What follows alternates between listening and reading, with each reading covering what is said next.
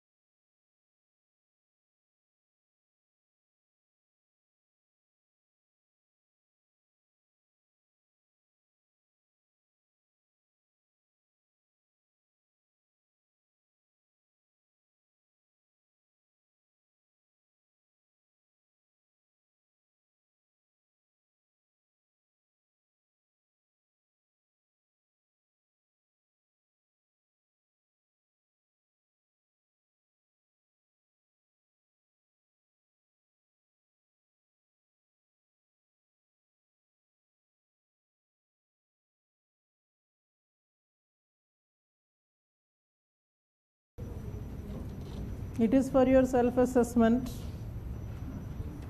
and meaning that we don't mind even if you are doing with chits and references, but generally, are you able to recall anything looking at the questions? What percentage? 50%? More than 50%. I think it is for 25 marks. So is it that we are able to reach about 15 in the right scores?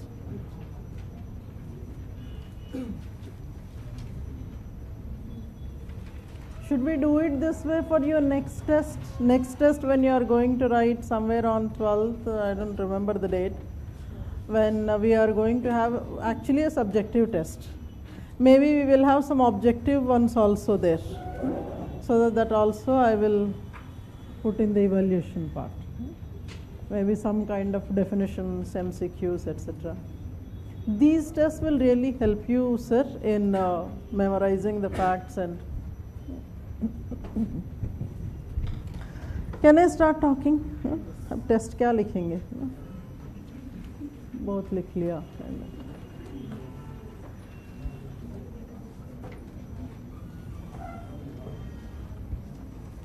Actually, her script is competing with the typed letters,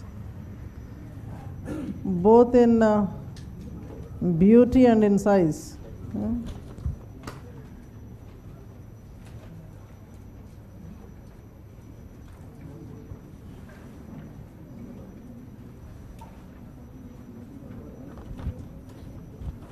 I thought if not anything else, Dolmen picture people won't miss. Did you get your question paper booklet? First booklet? अभी सोच रहे तारे गिन रहे अभी. We will be starting with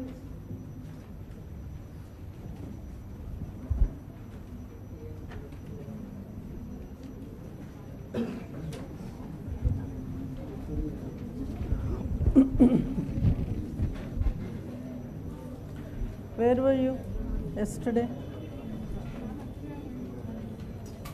राखी के लिए क्या मिला? You have to. Was it a paid visit or self-sponsored? तब तो लॉस ही हो गया. We will be starting with this paper 2. Sorry, अभी 3 तो ऐड हुआ नहीं. No. Let us have a brief look at your syllabus. Hari, did you get my link? Yeah. I select few people to send love letters. He is one. This is the first chapter, evolution Indian culture, civilization, a lot of it we had covered, archaeology. There are certain terms there, certain parts of the syllabus there. I read out for you.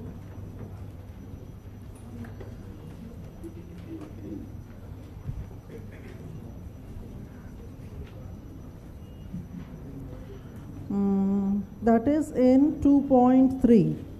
In 2.3 there is one topic called survivals and parallels among the hunting, foraging, fishing, etc. communities, including arts and crafts producing communities. This is one topic that is left out. I haven't touched this. Sir, 2.3 I am speaking about in paper 2. I'm sorry, 1.3.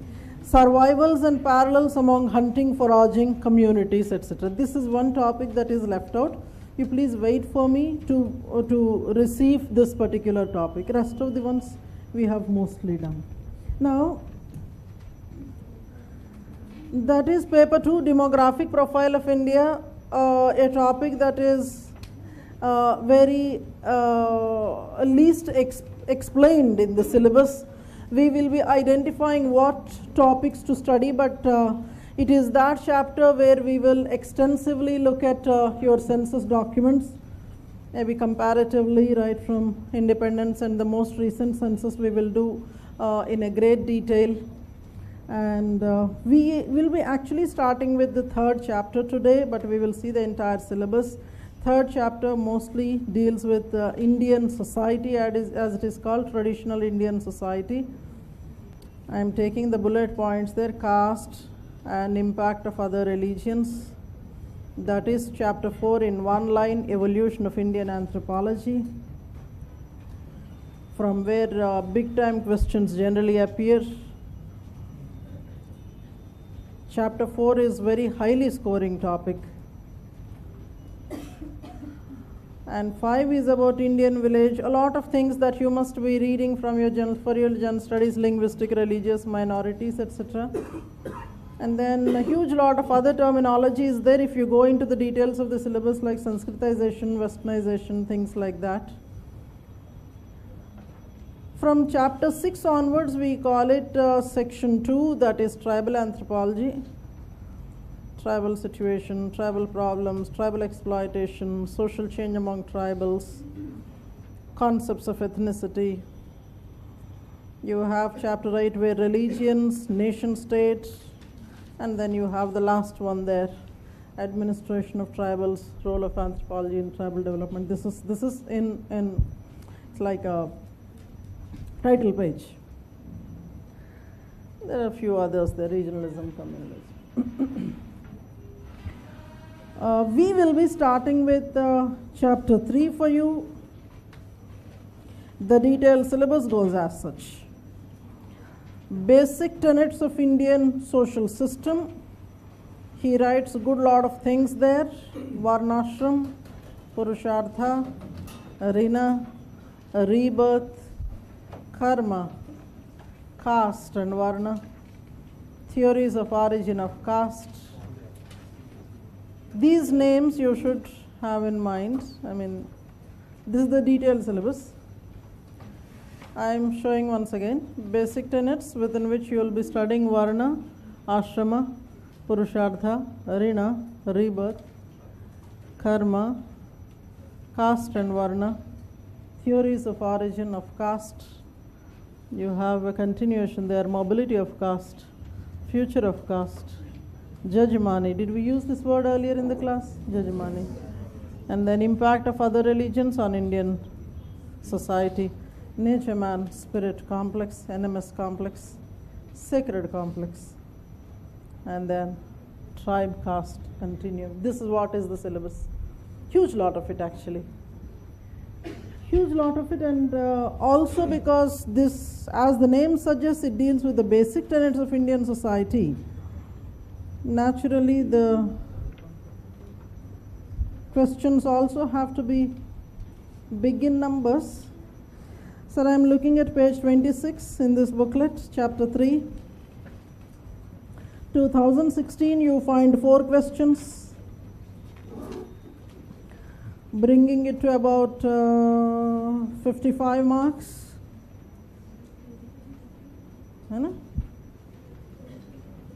You have the previous year 2015, also there were 4 about 55 marks. 2014 there were 5 questions for 75 marks. We are talking about one single chapter. And 2013 there were good numbers, 95 marks. So just imagine, for out of 250 marks, 95 marks you are getting from one chapter. I don't know, 55, 60, 75. It means that this is something that can make your life. Just imagine, caste is making your life. So the positive element of caste in anthropology is that. But then I'm going into the questions. Relevance of caste in the contemporary Indian politics. Impact of Jainism on Indian society. Examine structural and cultural theories of caste system in India.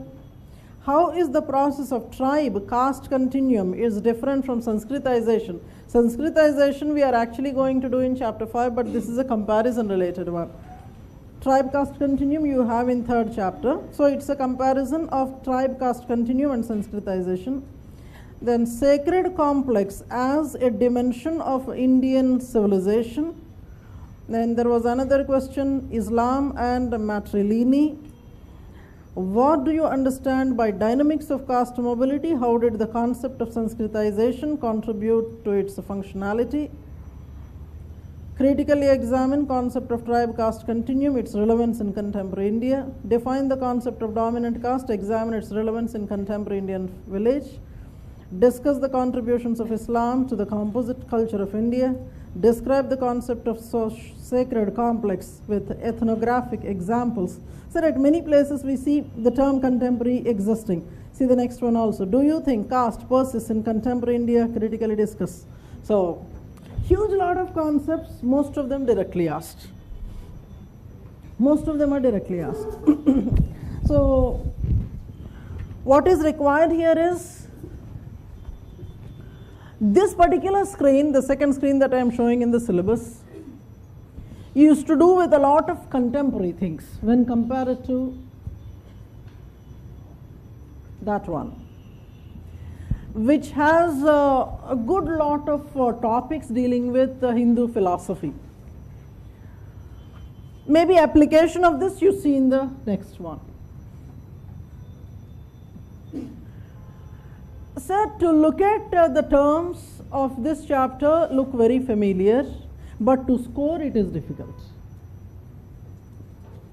Whereas the other ones that you were doing so far, to study they were difficult, to talk they were difficult, to write also difficult, but they score well.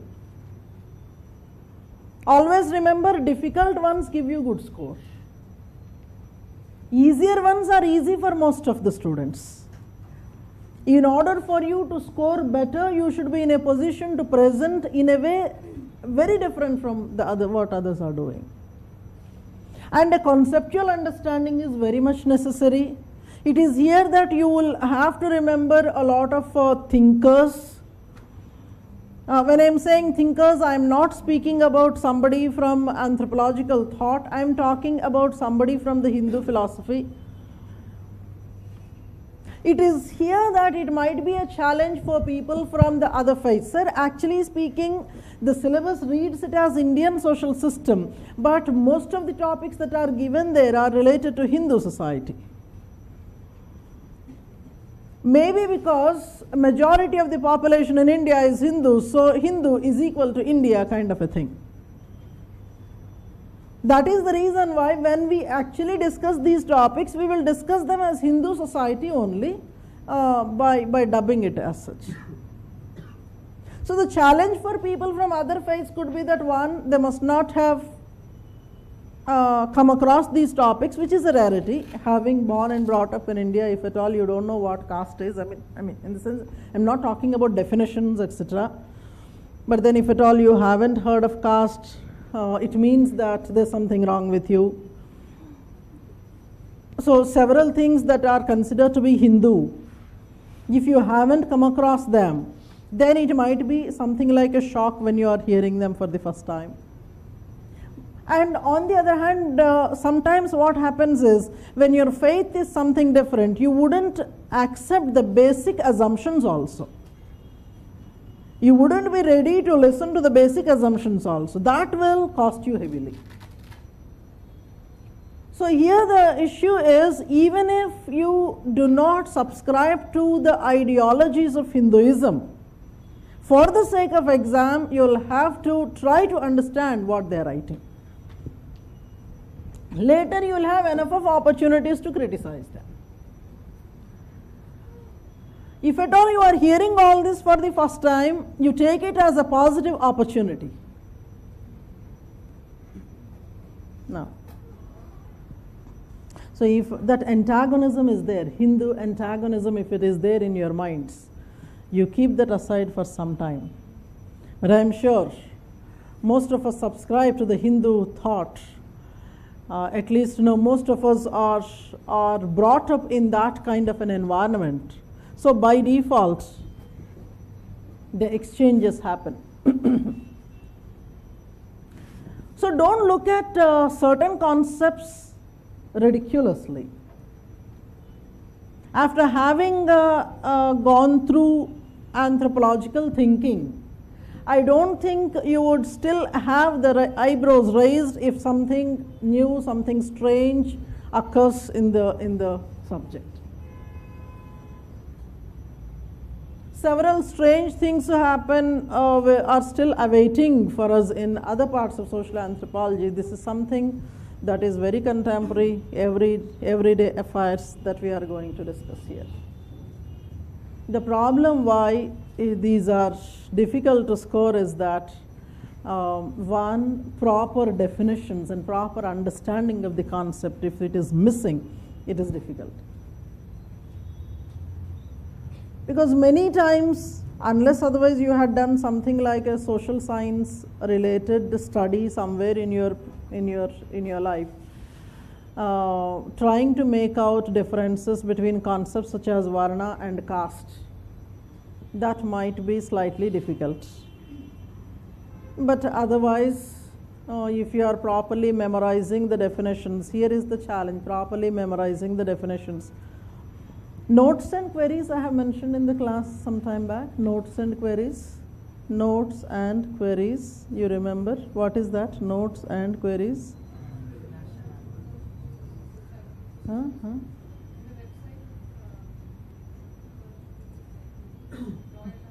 Royal Anthropological Society. You find that in the Royal Anthropological Society. We said to you there that it is that repository where the entire information related to anthropology actually finds place. If we look at notes and queries, that document gives tons of definitions for terms such as caste. So what we do for your convenience is we will pick up certain definitions that look very cute and they are short to remember. And when we are picking up, we do that exercise taking into account diverse kind of definitions so that your exam purpose is done. But before I start talking about all that, I would want to introduce you to somebody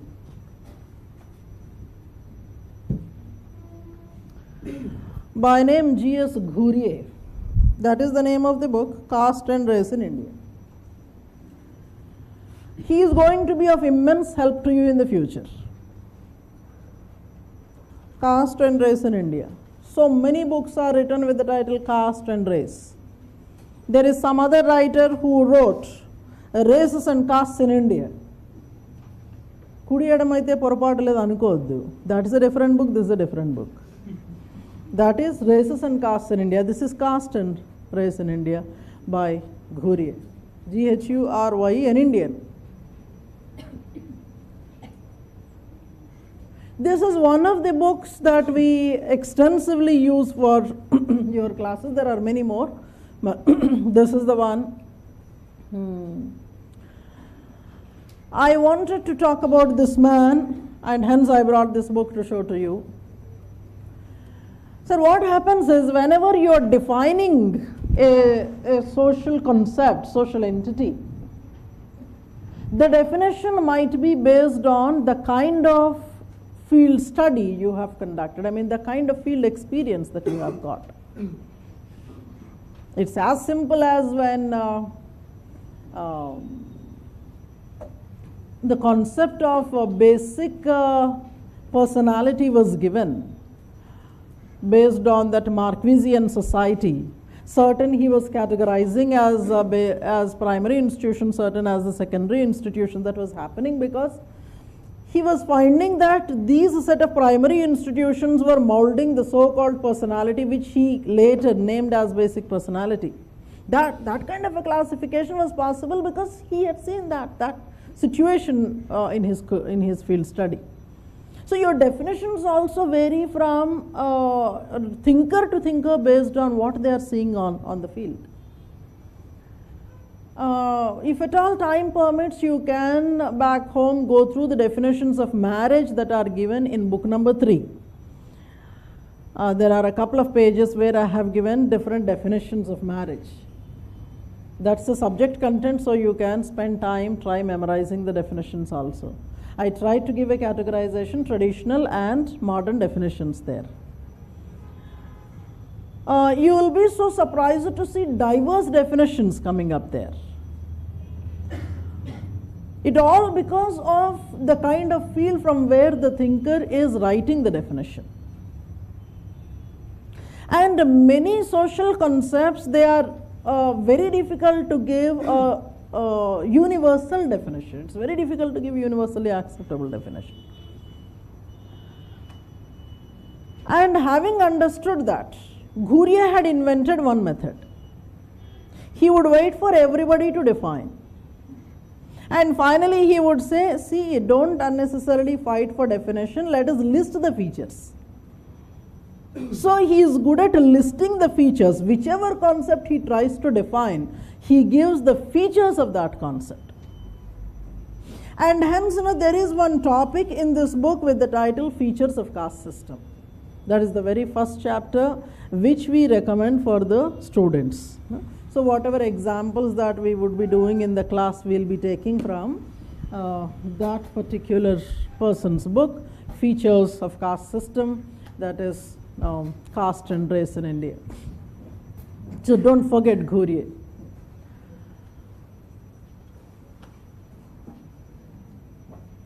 And then, after having spoken about him, I would want to give you some small list of books so that you remember them, not that you will purchase them. Out of this list, I will tell you what you should read.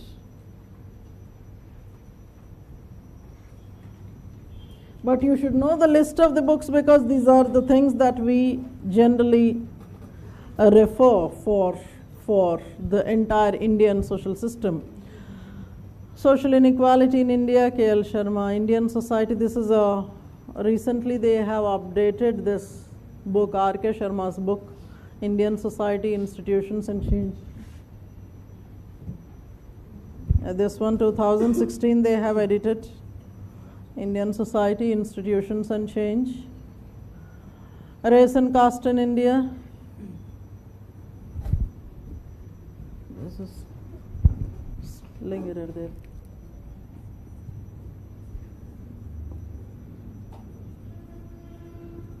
Caste and Race in India, Ghurye. Elements of Indian Social Thought by Bhatt. Caste and Other Essays by Srinivas. History of Dharma Shastras by Kane. And that is one NCERT book, Social Thought of India. This you must be having, Social Thought of India, the very basic one. So if somebody wants to go for purchasing of any books from this list, I recommend this one, or not and.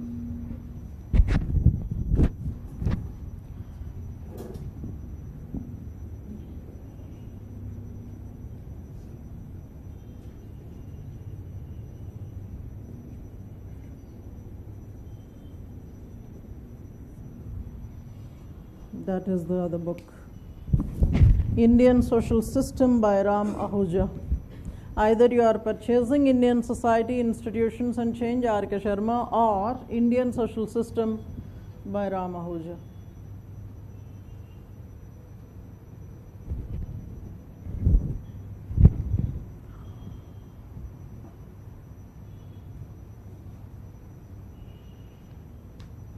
One of the titles of Srinivas is that, Caste and Other Essays. Later, most of his writings were compiled into one big book with the title Essays. Essays by M.N. Srinivas. There are about 48, 49 essays in that.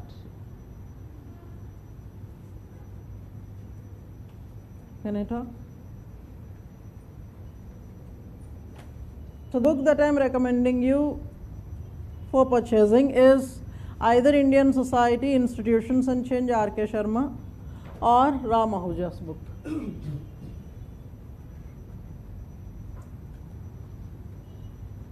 Ram Ahuja is an old-time favorite. It's like the Hindu newspaper. Even if you want to get rid of it, you won't. R.K. Sharma is like New Indian Express. Very contemporary. Examples are to the point. Things written without missing the philosophers' names. It's not generally written. It is particularly written for teaching Indian society. So my personal choice can be R.K. Sharma, but I don't want to do damage to the publisher out there. So आप books को पकड़िए, किसमें feel अच्छा आ रहा है, muscle के, and then you can decide on one. Or maybe you can glance through 1 or 2 pages and then you can decide. Sir, from M.N. Srinivas, we will be providing you certain synopsis of essays.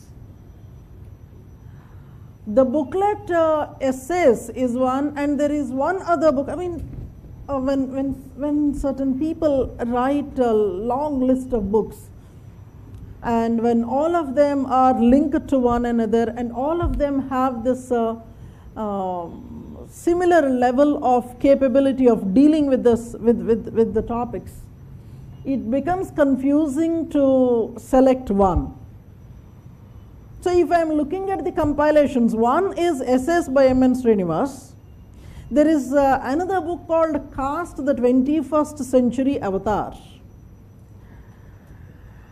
In that particular book, I personally liked one particular essay. That's not a complete book written by him, it's an edited book by him. There is one article on other backward classes. That we will be sharing with you.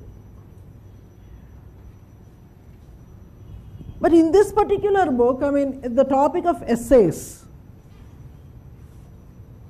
there are essays with titles such as Varna and Caste. Whoever writes, whoever today is writing about Varna and Caste interplay, etc., they must have definitely referred to M.N. Srinivas' essay on Varna and Caste.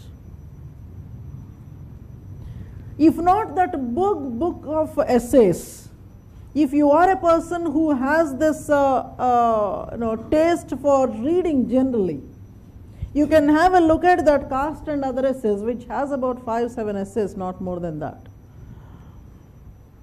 That book is written in a very lucid language with very regional examples, most of them coming from southern part of India, because that's where he actually lived. It's like he is giving you the story that is going on in your own house or in the next door. You won't have any complication in understanding what he writes. It's that simple. It is not simply for the simplicity of his writing. He is popular for the understanding that he has of Indian society and the way he has properly explained things, not simply to the Indians, but also for the outsiders. So if somebody wants to understand what traditional Indian society is, This is a man who was writing in the modern times. See, generally what happens is when you want to explain philosophy, you may bring all kinds of philosophical thoughts that may not attract people. When too many names, too many scriptures you are referring, that may not attract people. This is the man who eliminated all that from the discussion. He was trying to bring to us the conclusions. And I have mentioned him in one of our classes earlier, Mr. Srinivas. He was the one who is known for giving a list of contributions, lists of concepts. One thing he is doing is explaining the traditional concepts such as Varna, caste, etc. Second thing is, in order to explain what is going on in Indian society, he was trying to give newer concepts. For example, terms such as Sanskritization. When he is giving these concepts, it is actually an explanation of how a traditional Indian society was functioning. So whatever new concepts that he was giving were to help people, those who do not have a philosophical bent of mind, to understand how the contemporary Indian society is functioning from the traditional concepts.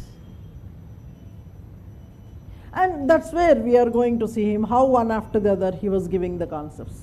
Most of the questions, as you have seen in the last 3 years that I have read, most of them are explanations about the concepts. At one place we said dominant caste, at one place we said sacred complex, etc. So whenever such concepts are given in the exam, our expectation is that, so concept based questions, who gave the concept, why the concept was given,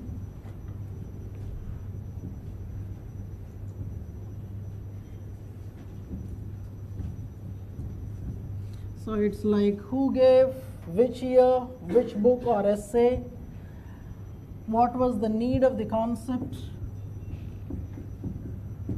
explain the concepts with the examples given by the thinker,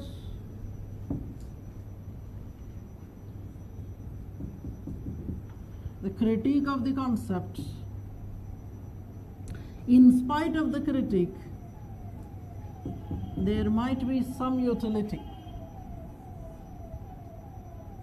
This is, if at all, a concept is proposed by an anthropologist and we are trying to explain. But suppose there are certain traditional concepts like Varna, caste, etc. You do not clearly know who must have given these terms, these concepts, but you know that the entire Indian society had been using those concepts. So it is in that case, there is one type of question that is popular, that is relevance of that XYZ concept. Say dominant caste, if it is given, I mean dominant caste of course was given by M.N. Srinivas, but then any concept for that matter, say from that list, Purusharthas or philosophy of karma, etc. What is the relevance of them? I am giving this framework here, don't forget it. In the case of any traditional concepts, we expect the student to give two phases of significance, two phases of relevance. One relevance could be in the traditional setting itself. So if I am talking about the relevance of, say, concept of Purusharthas, how far they were relevant in a traditional society. Secondly, in contemporary society, how could they be of use? How relevant they are in the contemporary society. Most often what students do is, they end up writing this. There is no incorporation of contemporary relevance. That is the reason why maybe examiner got fed up with seeing such kind of answers. They started using the word contemporary, making it clear to the student that we expect you to write the contemporary relevance of them, not simply in the traditional society.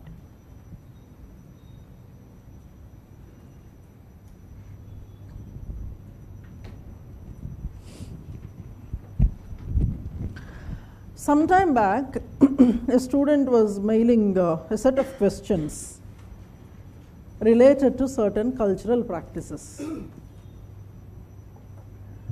She was asking this question, giving examples of some age-old practices.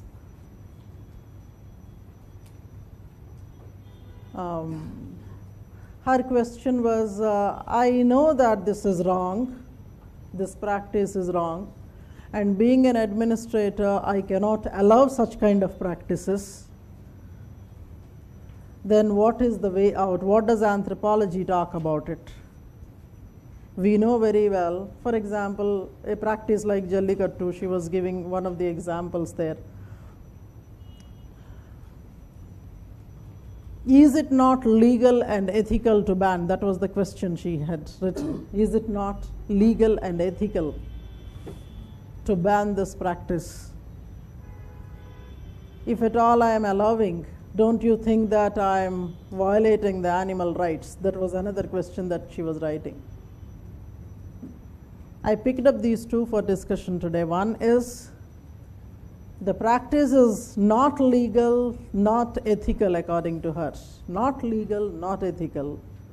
Second one is, it may be violating certain rights, which she says may be animal rights, wildlife rights, animal rights, something like that. You will have to bear in mind that cultures are not static entities. Cultures shall not be static entities. If cultures are not modifying themselves based on the need of the hour, they cannot survive. If long time back one cultural practice, if at all that was considered to be true, it is not necessary that it is true till eternity. I am not getting into any religious discourse here. I actually postponed all those religious discourses to the later part of our classes. I wanted students to understand the so-called Hindu, and then I will introduce several other religions to you one after the other. Then we will sit and compare. The problem with most of us is, we do not have, forget about the command, a proper awareness of our own scriptures. Without having a proper awareness of our own scriptures, we try to argue in favor of our own, or we try to argue against, we try to criticize the others' practices. At least to argue properly, you should have information about your own faith. And in order to strike a discussion with the others, you should understand their faith. We neither have this nor that, but we fight. The fight that goes on without a substance, that is the problem. We end up in several non-positive situations. Now coming here, when she was using these words, legal and ethical, those two are different things. Ethical is based on the culture group's understanding of what is right and what is wrong. Not all legal decisions, not all legal policies may be ethical. Not all legal policies may be ethical.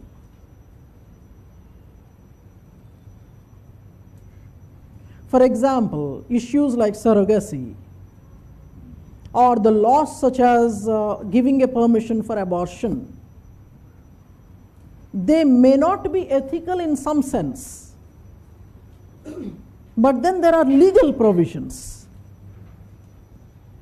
I hope you are following. So everything that is legal need not necessarily be ethical.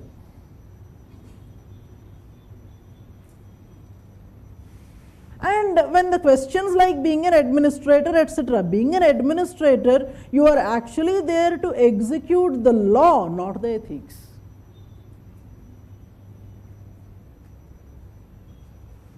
You might find fault when I am saying this, But your primary responsibility is your law. Your ethics would operate within the purview of the law.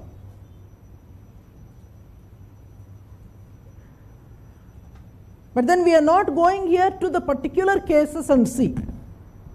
I am giving a general opinion here, general situation here.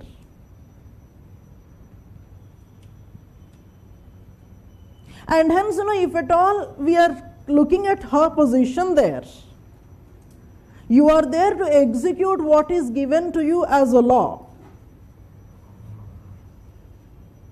So if the law recognizes that animal rights are more important, or somebody's rights are more important than continuing the age-old tradition, then you will have to go by that.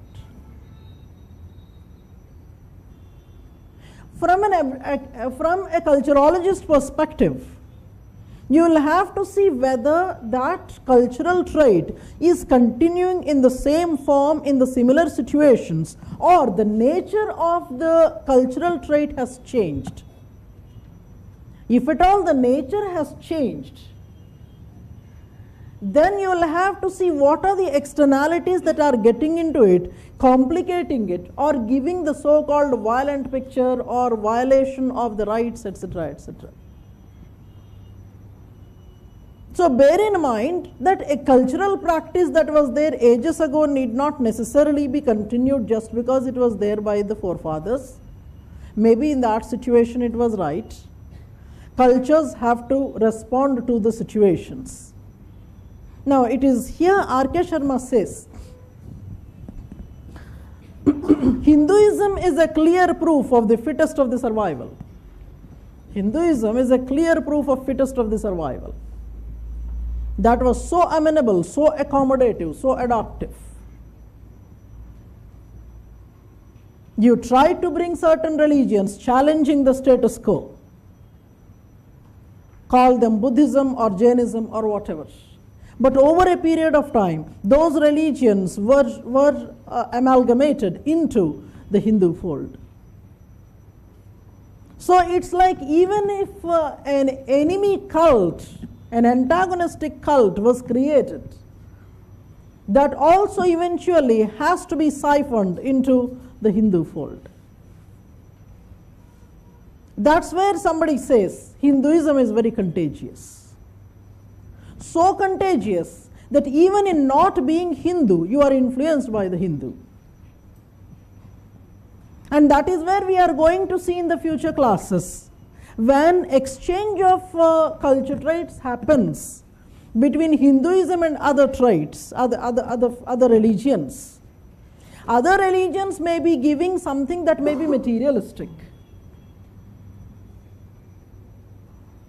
or maybe certain things that would add up to the flavor of Hinduism.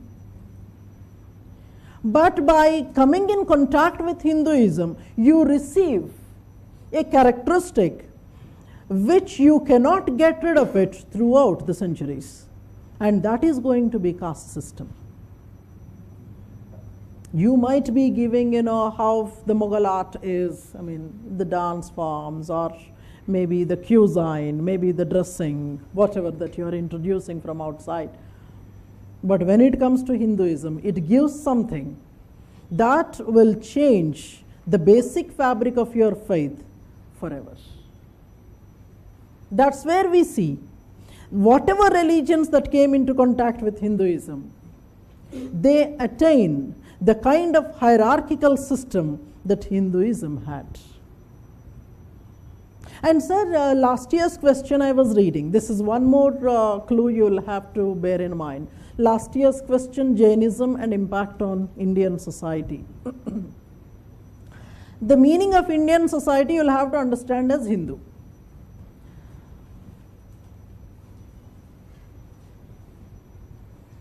In most of these answers, what students do is, so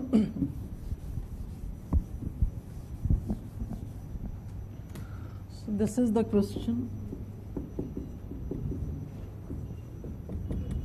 Impact of Jainism on Hinduism. So you will have to modify your question while you are introducing in the answer. Most of the time this is given, but what has to be incorporated in all such answers is impact of Hinduism on Jainism. This is generally missed out. Students might feel that, okay, examiner is asking me to write only impact of Jainism on Hinduism, the vice versa is not asked, but then that is also to be mentioned mandatorily. And also remember at this stage, whatever information that you are going to mention, especially in this particular chapter, that has to be based on the case studies given by sociologists and social anthropologists. Because you would come back to ask me, and people have already asked this, can we write the examples from our own side? The discipline has offered so many examples that you actually fall short of time to mention all of them in your answers. You need not have to use your own genius many times. It is more than sufficient if at all we are able to present the thinker's ideas.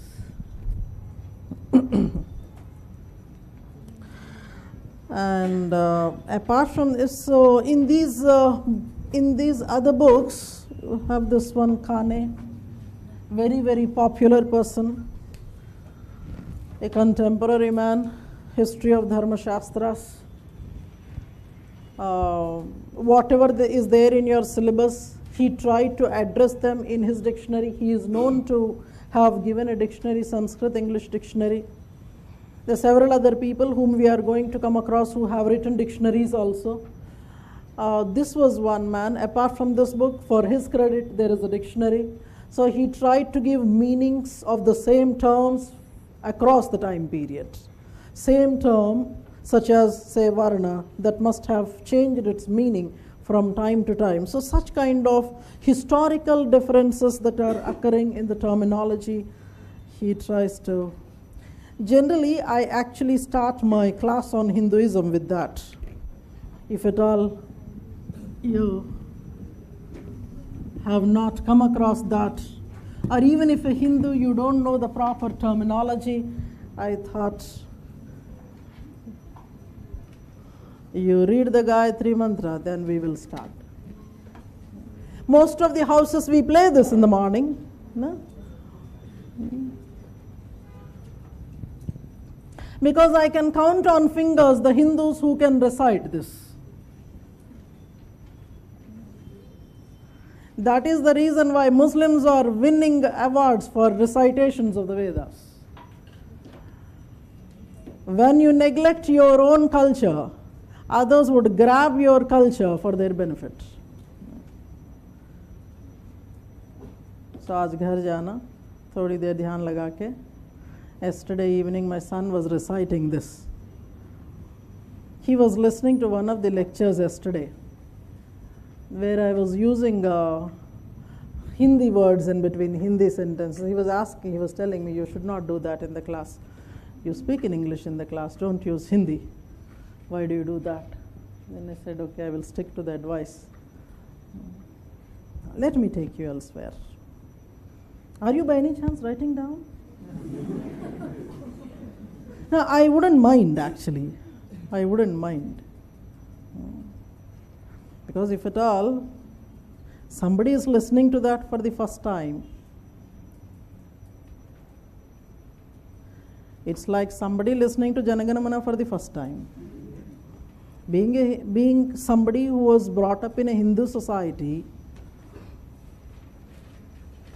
that is all your syllabus, ma'am.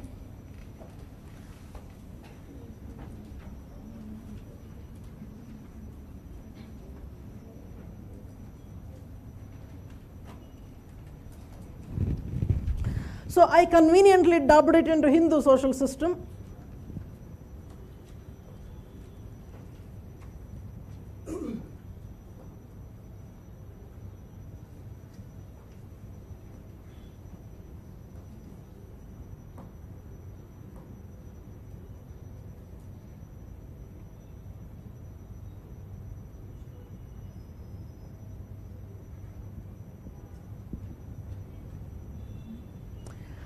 Varna, caste, Rina, rebirth, what's there?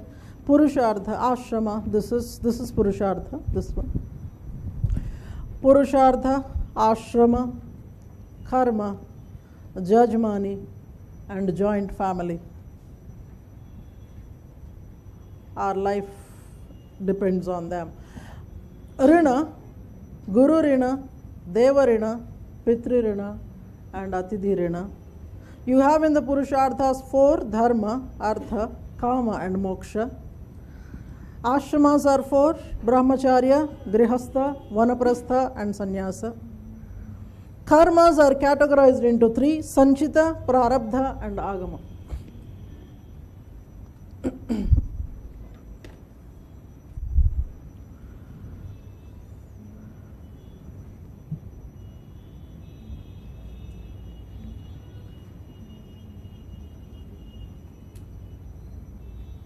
There is one book written by K.R. Narayanan with the title Hinduism. That is also very much useful, very small one. K.R. Narayanan's book, the former president, Hinduism. A very lucid presentation. We recommend them for postgraduate students.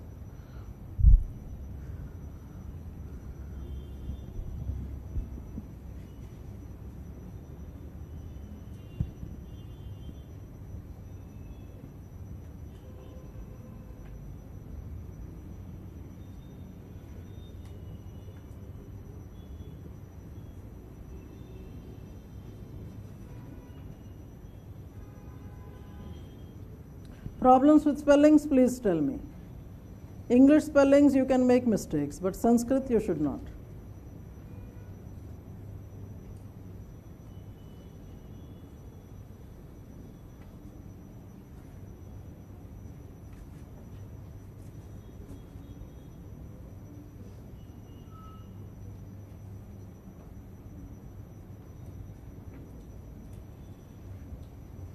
Can I talk? If you're finished. I have realized that when something is being shown on the board, I am not supposed to talk. Even if I talk, nobody would pay attention.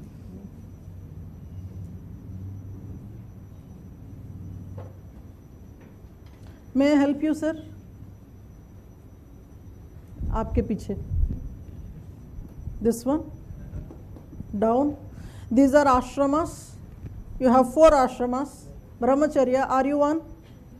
Brahmacharya, grihastha, vanaprastha, sannyasa. There is a difference in being verbally a brahmachari, by spirit a brahmachari. There is a difference. We'll talk about that. Spirit ante adi kaadu. ఆ ఊహ ఎంత బాగుందో. Ma'am, anything? And here is your karma, sanchita, prarabdha, and agama.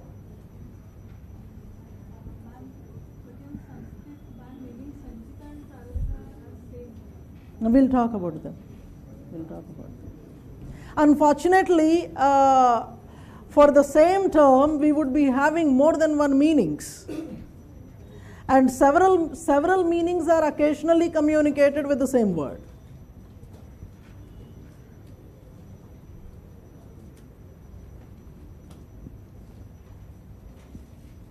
Before I could start anything, I actually want to pay respect to the institution that had introduced me to theological studies.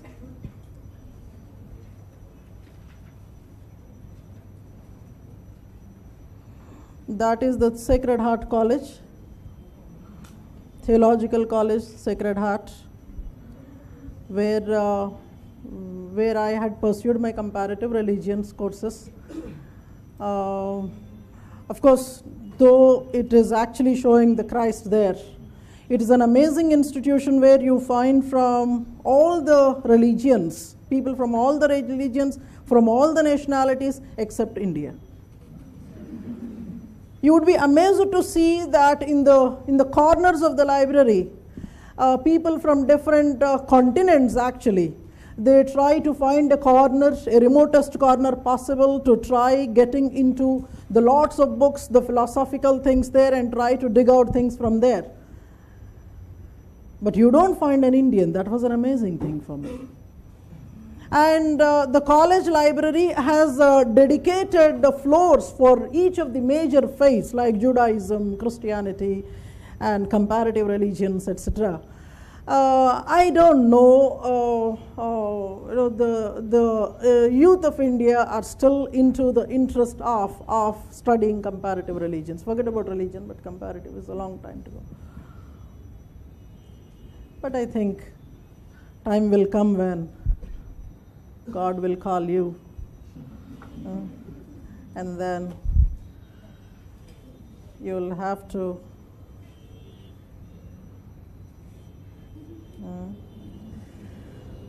let me start with something here.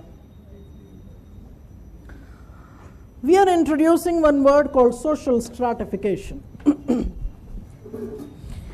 This is the word that occurs in chapter 2, paper 1.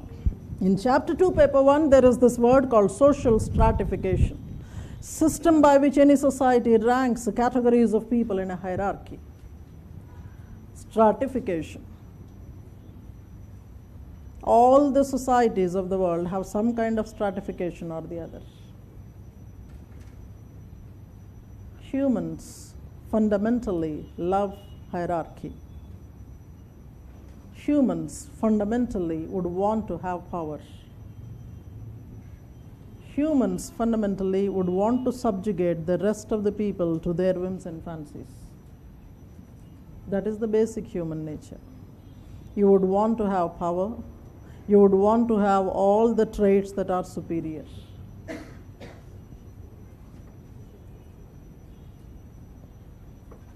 But then the basis of supremacy may vary from culture group to culture group, from society to society. So I would want to say this again. Chidvilasanga nautunnaru, magudu cheppandi, master.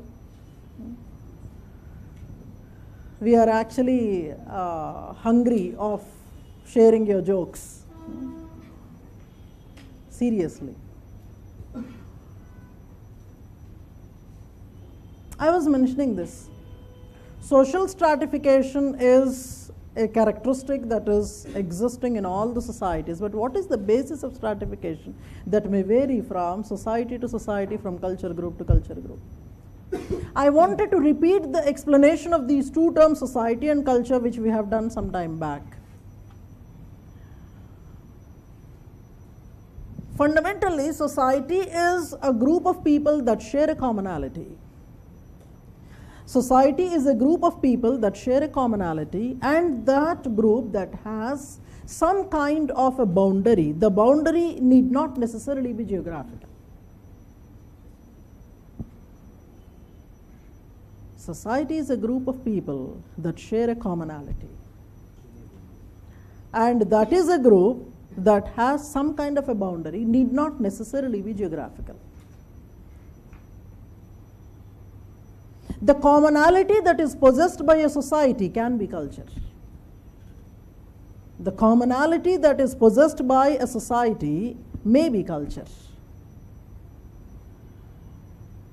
But in a single society, there is a possibility of having multiple culture groups. That's where we call multicultural societies. That's where we call, when we say that India is a multicultural society, we mean that as an Indian society, you have certain commonalities. As an Indian society, so what is common when we say that we are all Indians?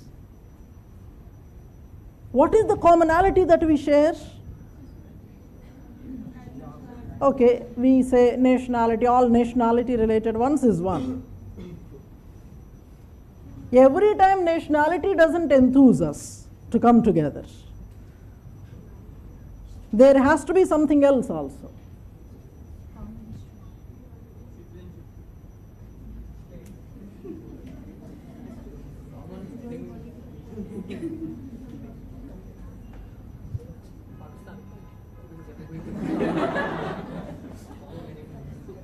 Okay. Unnecessarily you drag them in our discussions. Why do you trouble them? ఆయన ఏదో ఆయన మాడిపోయిన మసాలా దోశ తింటూ ఆయన కామ్గా ఉంటే మీరు ఎందుకు చెప్పండి. And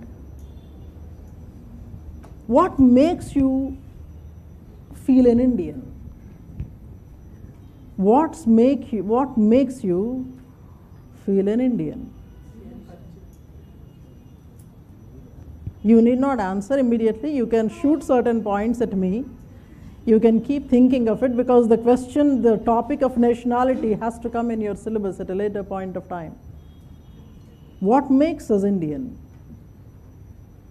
Apart from saying that we have the same flag, how many of us are really bothered about the flag? 15th August is anyway coming, we'll see.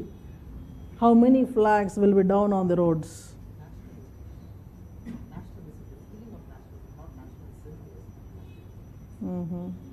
Not national symbols, but feeling of belongingness. So what makes you feel that belongingness? Common history. All of us fought the same enemy, and we are having the same enemy now. Who produces sugar that is much sweeter than our own sugar? And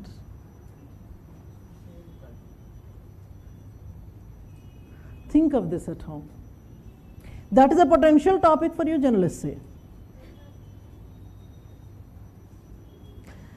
Once we see such kind of topics, suddenly we start feeling patriotic and nationalistic. And you take a pride in answering such questions. It's an insult to set aside such a question. So immediately you'll start. And after one sentence, what will you write?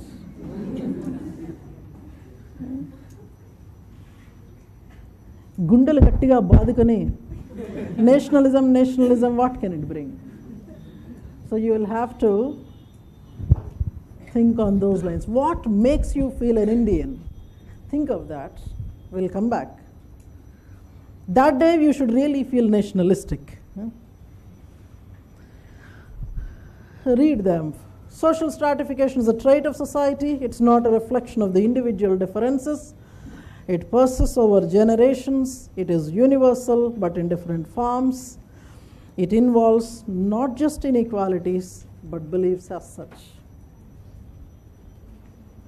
The summary is all societies have.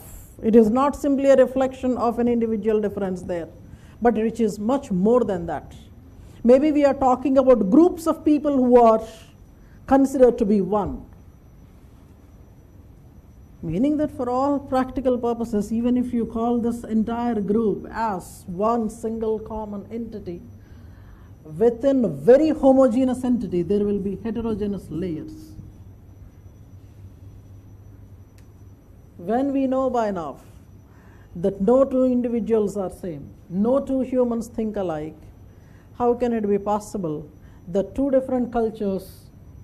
cultures can be same, or within the same culture there will be an absolute homogeneity? All human societies have some kind of a stratification, some kind of inherent layers out there. Those layers that must have taken generations to get formed, to get established. There is still time to talk about issues like what is the difference between cultural and what is religion. A question was asked in the mail. The difference between what is a cultural practice and what is a religious practice. Is it not that every cultural practice is a religious practice? On what basis you can identify within the same religion where people are actually having culture and where people are depending on the faith, kind of things. So I am reading out for you once again from the board. Social stratification is a trait of a society, not simply a reflection of individual differences. It is much more than that. Stratification persists over generations. It is universal but variable across the societies. And social stratification involves not just inequality, but difference in the beliefs as well.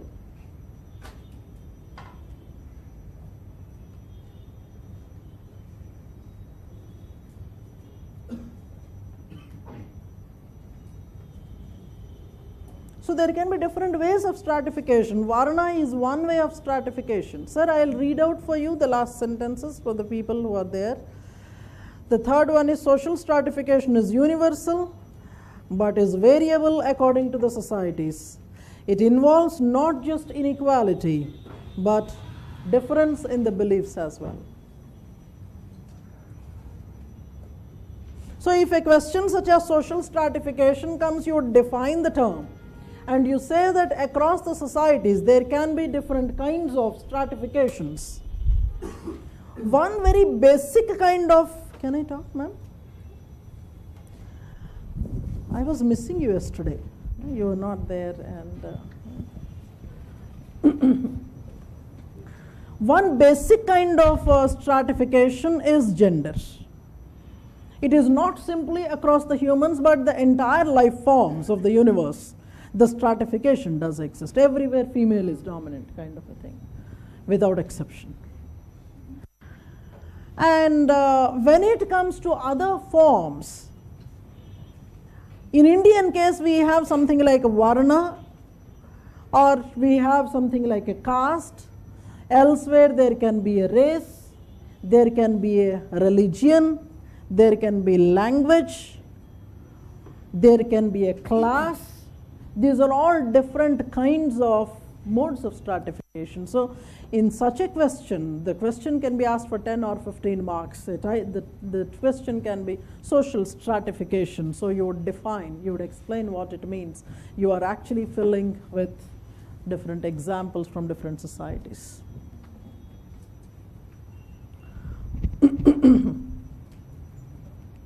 Let me take you from there to one of the kinds of stratifications mentioned in your syllabus called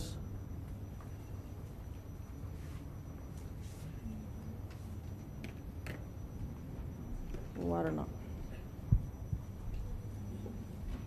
Most of us are familiar with the term, even if not from a religious perspective.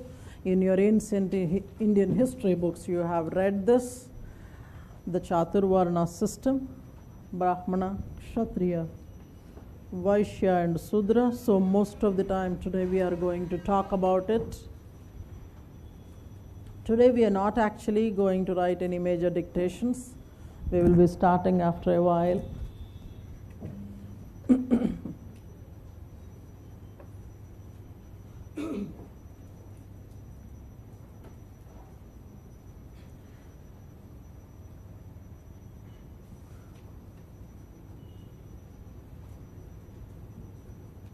I would want to start talking with a praise for Hinduism.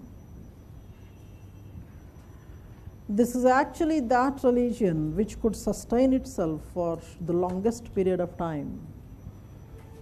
Not simply in Indian subcontinent, but it is comparable to any oldest faith in the world. So actually Hinduism passes the test of age area principle. The oldest and hence the widest in the spread. It is not simply that. There are certain virtues, there are certain basic aspects that you should understand. This is that religion which believes that there is no difference between creator and the creation. There is no difference between creator and the creation. The entire creation is there within the creator himself. So you don't distinguish between the supreme God, the creator. And when I'm using all these words, I am already concluding in the beginning itself that Hinduism is a faith that believes in creationism. It is actually a rarity to find any religion that doesn't believe in creationism. But then interesting aspect of Hinduism, let me finish the first one here. It is that faith which believes that creation is inseparable from the creator. And hence everything that is being created is also of the same kind of sanctity as the Creator himself. And hence we see that creations such as various elements in nature automatically become the reverable entities. Out of all the religions of the world, or major religions, I'm not talking about small here and there, out of the majority of the great tradition religions, Hinduism is the most nature-friendly one. Hinduism has the capability of bringing the sustainable development concept, because it is that religion where we find everything in the nature being worshipped for some reason or the other, or for no reason. When you are worshipping every force of nature, the belief is that God is there in all these forces of nature. So when the little fellow was asked, show me the God, he would say that, okay, he's there in the pillar, you break the pillar, and then he comes, half man, half lion, and then that's the same.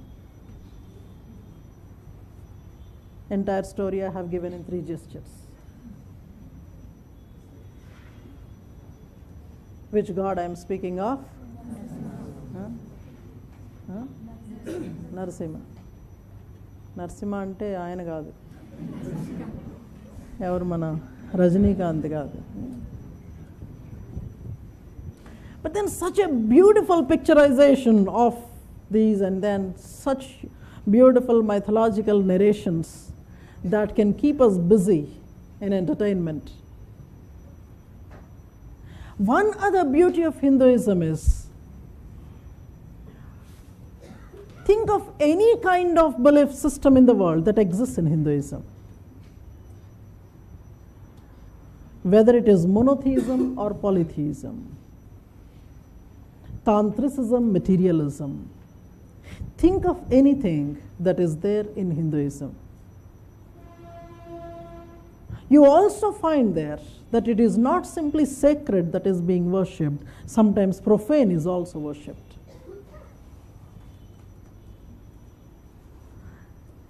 You are not simply looking for purity for worshipping, sometimes impurity is also worshipped.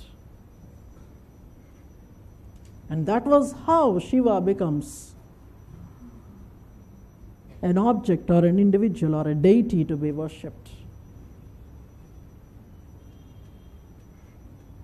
And he is no different from the rest of the major gods who have multiple wives. He also has many. Cleanliness is not the trait that can attract more number of females. That is the summary Shiva gives. See, morals can be drawn in whatever way that we want. This is the moral that. Very self-sustaining religion, because it has the power of attracting its own enemies into it, respecting its own enemies and giving them accommodation in it. It's like a thief being appointed as the watch god. And slowly you become part and parcel of the religion. So 2 very important things I spoke of Hinduism here. One, this is the one that propagates nature worship, because of which it has the capability of environment-friendly religion. That is when it comes to the philosophical outlook, I am saying. There is a difference. We'll compare with what is actually going on. Second thing is, this is the most accommodative religion.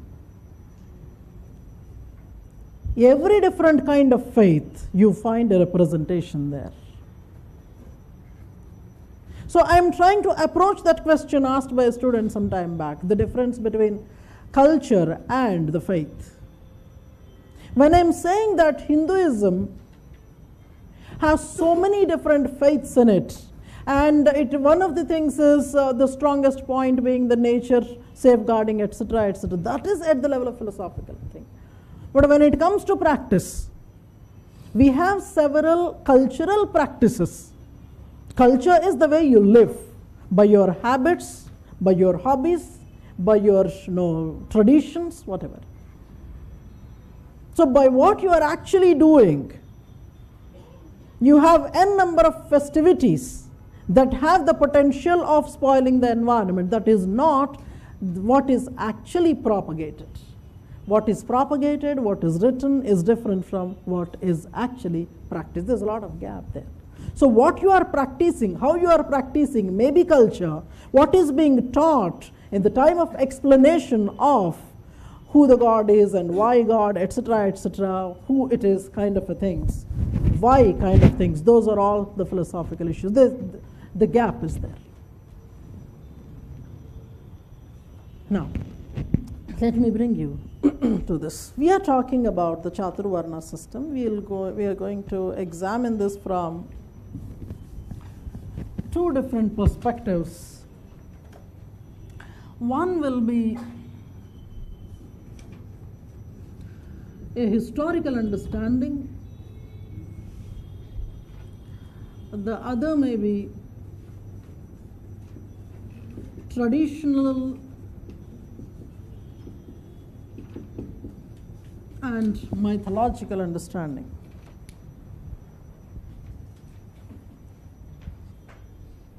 Brahmana, Kshatriya, Vaishya and Sudra. Any concept that we are going to talk about from today, especially in the Hindu thought, it has somewhere or the other a link with the concept of Punarjanma. Concept of Punarjanma is a basic concept of Hinduism. Everything revolves around the rebirth and karma. I thought I would show you something there. Just have a look at this.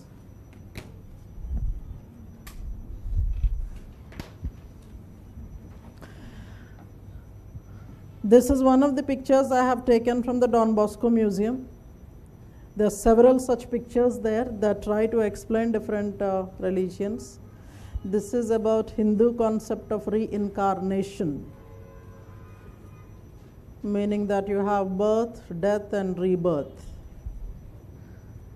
So suppose you are born here, that's what it says, as you sow, so you shall reap.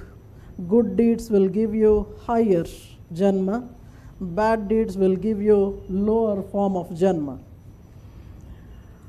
So you may be born as an animal or something inferior to that also, immovable entity kind of a thing. So in animals also there is gradation. You have monkeys, maybe they are following Darwinism, don't know. But then you have some flow of things there. These are mobile. Monkeys, worms, these are mobile. Plants are immobile unless they can be floating. But generally, so mobility related sins you have committed, you will be born as a plant. You cannot move yourself. And then women is an inferior janma. Man is a slightly superior one. Within man also there is a hierarchy, that is man in the higher caste. So somebody who is born as a Brahmin, that is the highest kind of a janma that one can get. In order to be born as a Brahmin, individuals must have completed this birth and death cycle so many times. You should feel happy that maybe in the last janma you had done so a huge number of good deeds that in this janma you are born as a Brahmin. Be a rightful Brahmin, truthful Brahmin, only one step away from union with Brahma. So it's like the interview chance that you have got. It's only one step away. Being a Brahmin, you have to follow certain rules. We will see what they are. This is only the first of such pictures that I am showing. We are going to come across several such pictures which you will be accommodating in your answers. So remember, even if you do not believe in the Punarjanma concept, for now you believe.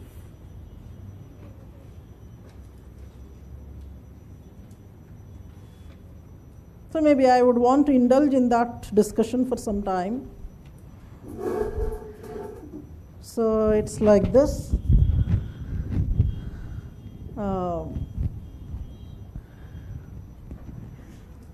Reincarnation is the reality, rebirth is the reality. It all depends on your karma. What is the concept of heaven and hell in Hinduism? Most of us are Hindus, so I'm asking this question. Taking Hindu nana talabattukoni kuchunnao. Anything wrong? Not happy with me today? Are worried about your sins and your next janma? Don't worry, we can undo certain damages. We'll see how. Because we are going to see in the future classes discussions such as karma marga, jnana marga and bhakti marga. When one fails, the other you can pick up and finally you can reach. That is the final goal of the Hindu, reaching the Brahma, the creator. So I was asking this question. What is the Hindu philosophy of heaven and hell? Heaven is when through transmigration you go to the next. Mali cheppandi vinaledu. Once again. Heaven is when through transmigration you go to the next step of the evolution. And hell is when you go down. This is something interesting.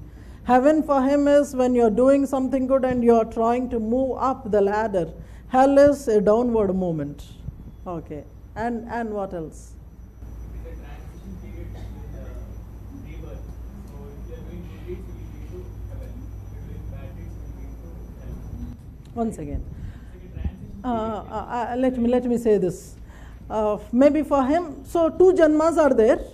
Within that 2 janmas, there is a period of you're not doing anything before rebirth. During that time, you'll have to spend somewhere. So either you are spending in the heaven or in the hell. Okay, this is one way of looking at things. Baaleda? Nachaleda? Swarga and Naraka are the general terms that we use in Hinduism. Rigvedic Hinduism says there is nothing like a Swarga and there is nothing. When will you go there? Where is the time? As our friend says, between 2 janmas, maybe you have taken an appointment for the next janma, you are waiting in the queue. So during which time you are actually spending, suppose you have already completed your quota of heaven or hell, why should there be another janma? Actually, the Rigvedic Hinduism says that one after the other, there is a series of janmas. There is nothing like a Swarga and Naraka in the Hinduism. They are sleeping, don't worry.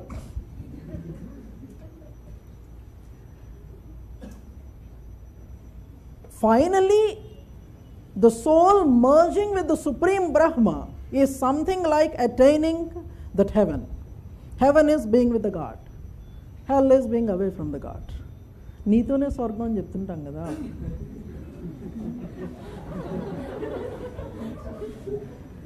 So you'll forget at that time when you are telling her that it is heavenly happiness that you are getting with her. Soon the heaven will become a hell.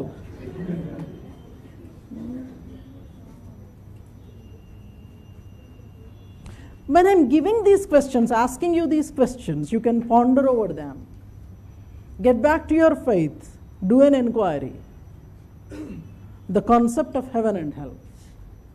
See, as children when we were growing, hell for us was something like a Lord Emma and so many gallons of burning oil. And if you have done something wrong, usme kadai mein aapko talenge, nothing will happen to you. You will come back ready for the next punishment. There are a few who say this also, that maybe there is an account that goes on. Good deeds and bad deeds, finally there is a balance sheet. Whichever is more, you will go there.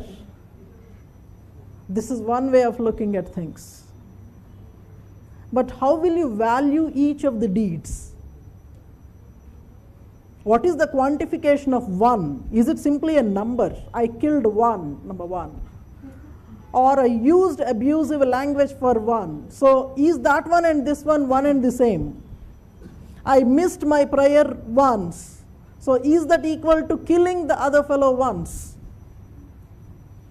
So this quantification is a difficult thing. So one is not always equal to one. I hope you understand this. This is one way of explaining where will you go, hell and heaven. Keep all this discussion aside. What can be defined as heaven? Apart from what I have said, God, etc. What can be heaven? Suppose you would want someday that I would want to go to heaven. क्या करते हो? आप क्या करते हो? अप्सरा से आपको क्या काम है?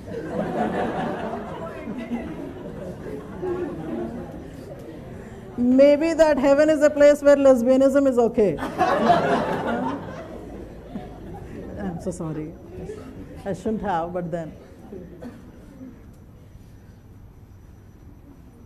I think that is the very common picture that our people give.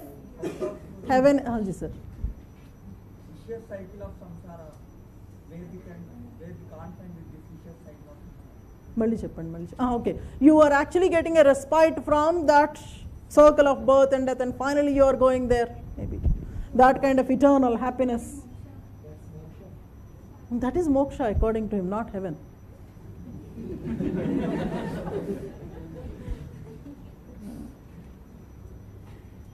Think over this, what we can think of in heaven. In between all that, I feel very bad for Lord Yama. Yama does all difficult things. His color is black, his dress is black, his animal is black. Whereas the other fellow, Indra, he is a fair fellow, he has white elephant, he's a white elephant actually. For him, so many things allotted. For doing nothing, but just for being luxurious. All the difficult tasks done by Lord Yama. I think that is where racism is already established. Good things picturized in white and bad things picturized in black. That kind of racism is inherently there in the Varnashram also. We'll see that. So this is one of the pictures, sir.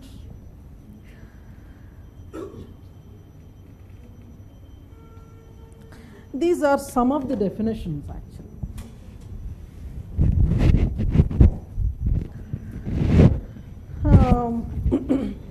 General meaning that we look for the term Varna. This is the root word Vri, which means color. Apte has got his famous dictionary. He has a whole lot of things to talk about in Varna. It may not be a color itself, but it may be a beauty, it may be caste, it may be something else also. So typification, any kind of typification can be a Varna. We are going to talk about Ghurya later. This is one of the scriptures there, religious writings. Taittiriya Brahmana. It is actually a categorization. Varna is a kind of categorization between Devas and Asuras. Didn't make much sense, but we'll try to find out what. Those are different meanings given to the word Varna. Popularly started with color, then it must have got into several others. It may be caste, it may be occupation, it may be beauty, etc., etc. Who says that Hinduism is anti-racist? Every aspect looks to be racist there. I'm not an anti-national.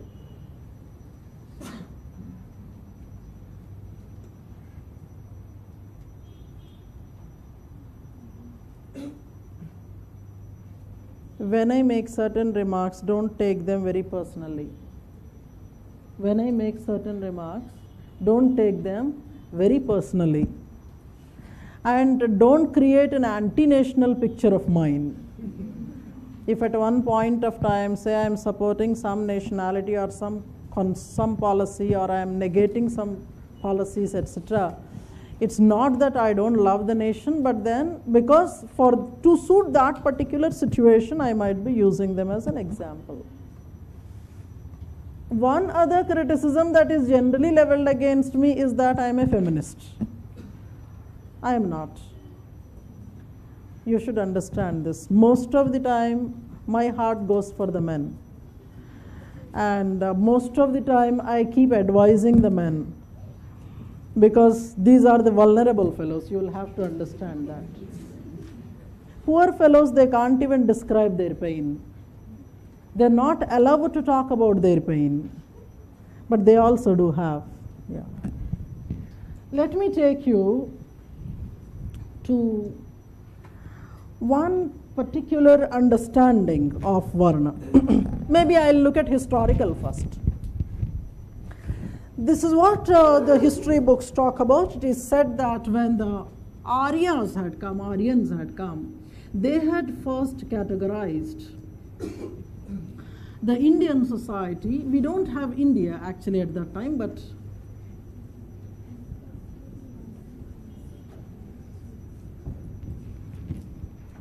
in fact, many people take it as an offensive to use the word Hinduism also. There is nothing like a Hinduism. This is the religion that is based on what is called Sanatan Dharma, the one that has no beginning and no end. So even if you would want to, you cannot find the time of origin, the time of creation of various things. But then we believe in creationism. It is that religion which has no beginning and no end. That is the reason why we never find in our history books a time that was before to Hinduism. The first chapter that starts with, there is something like a Pashupati cult. So the moment we have started having literary sources, we have something like a Hindu variable there. People present it the other way around. They say that it was pre-Hindu religions, but there are less takers to that. Now, coming here, when they had come, of course we don't know who they are. You have come across several theories of their arrival. The places from there they must have come. Some people say the Pole, some people say Iran, some people say something else. But a lot of historians equate them with somebody from Persia. And they try to relate the Varna system of India with the fourfold division that was existing in classical Persian society. So from wherever they have come, immaterial of that, they were white fellows, they had come here, seen the darker fellows, so they created a difference between them. So they called the locals as the Dasyas or Dasyus, whatever, and then the Aryas, they called themselves. This is the first hierarchy created by the one who walked in. And they try to, this is how the story goes. It's not that we are reading it from some scripture and telling you. This is all the historians' writings. As they say that the Aryans tried to show their supremacy in several ways. One of the ways of showing supremacy is they were trying to have a free hand at the women of the natives, but they wouldn't give their they wouldn't give their women to the natives in marriage. Restrictions they followed on exchange of the female. So a female was moving only in one direction. They were getting from the native, but they were not giving to the native. This is one way of showing supremacy. You have to bear in mind that wife giver is superior to wife taker. bride giver is is having a higher status when compared to the one who receives a bride. So it is as simple as you do the dana. I am giving the girl to you. Your hand is there down. You are receiving her. Giver is always superior to the taker, whether it could be monetary things, material things, or it is the bride. That is how they were actually, the dasas were actually trying to show that they were superior. But Aryan belief was that I do not give my women, but I take your women. But then, even if it is one-way exchange, some exchange was going on. So intermittent colors were anyway to happen. So it's not always black and white. Because of the relationships, several intermittent colors must have happened. This is one way of looking at things. The second one was, though it must have started on a color basis, so this was all color or race.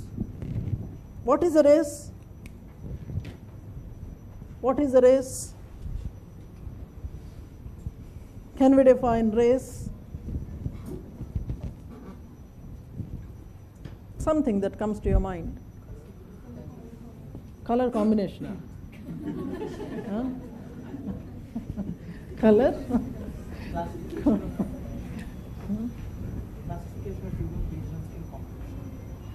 Classification of humans based on color? Skin complexion. Okay, skin complexion. और बताइए, physical features. और बताइए. I am looking for the complete list of points to come so that I can define. Facial features, physical combination, physical features. और बताइए. Race is a geographical character. And please. చెప్పండి, I'm waiting.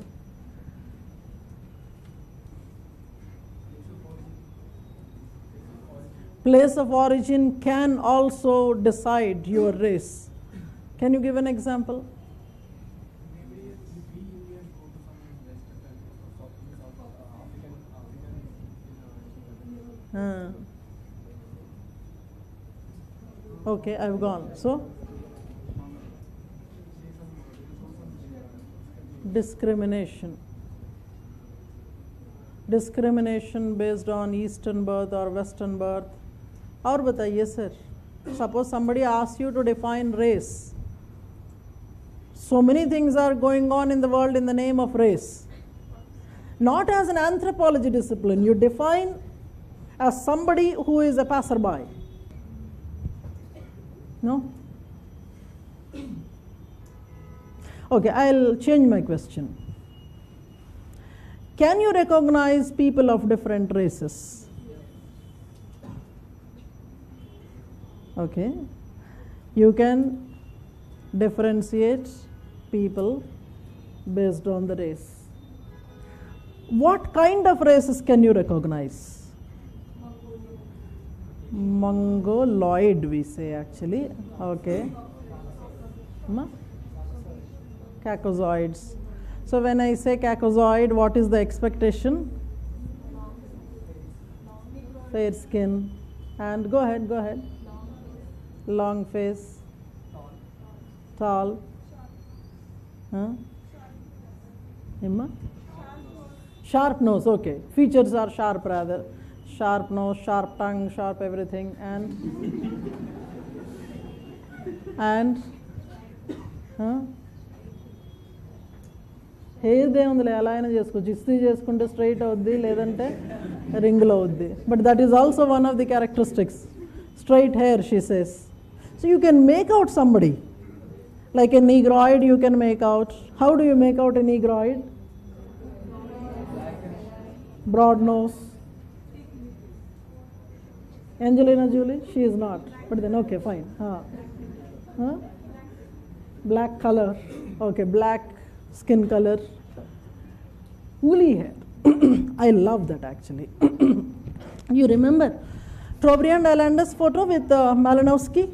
Those people were having a typical kind of, it doesn't move also. And I'm not a racist. I have to give disclaimers at every stage. It has its own advantages. You need not have to comb also. You try to comb, the comb doesn't come out. It maintains itself. But that is a fashion these days, woolly and frizzly hair. Extreme kind of, we also call it pepper knot hair. Pepper knot, you know, pepper knot.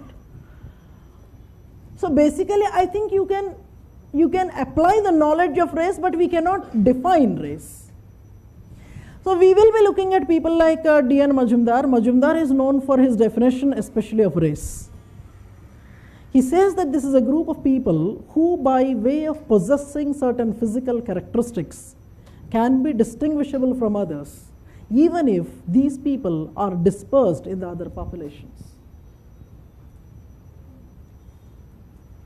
Whatever you said, he is actually writing in a way that looks a little formal. So race refers to a group of people by virtue of possessing certain physical characteristics can be distinguishable from others, even if their numbers are scattered or dispersed in the others. That is the reason why if I get an Ethiopian friend here, you can immediately distinguish.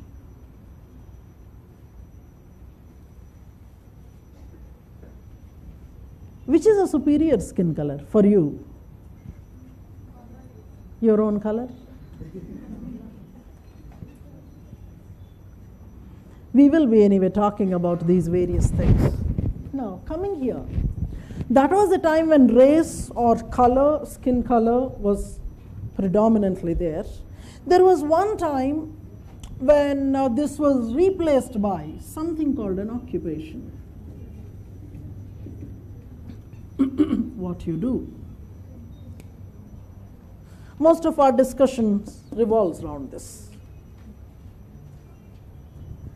Based on what you do, your varna can be decided. So initially, as the story goes, it must have so happened that Aryans had come here, they were discriminating the locals against them, and over a period of time, they started the practice of trying to see what tastes good for them in occupation or what I'm good at. I like it for that moment. I started getting indulged in that occupation. So based on the occupation, the definition was coming up. So certain activities were there, certain that can be called like preaching related activities. They may be that of a Brahmana, or suppose you want to be a soldier, you become a Kshatriya, you want to be something else, you become a Vaishya, etc., etc. It is here you will have to see the transition from the so-called varna to the caste. Because you have to bear in mind that the kind of descriptions we read about varna that looks to be so unreal in contemporary Indian society. It's as if we are talking about some entity that is not existing. Varna is otherwise called a class hierarchy. It's a class hierarchy. A class can be changed, a class that can be changed based on an individual's movement. So many of the topics that we are going to deal with in this chapter are to do with the social hierarchy and social mobility. This is one kind of social hierarchy, social stratification, that is fourfold division. So a time had come when people started associating themselves with different varnas based on the occupation. These are the occupations or the duties of each of the varnas. I'll wait, you may take down. The duties of Brahmana or Pravachana, Yajna and Pratigraha.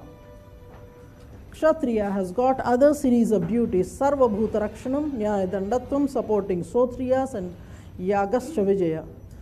Vaishya had got Krishi, Vanijya, Pashupalan and Kusida. Sudra has got Shraddha Karma, Paricharya and Silpa Vritti.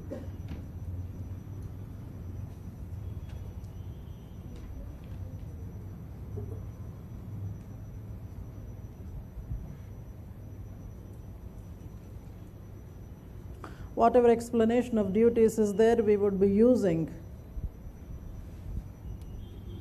those from Kane's book, History of Dharma Shastras.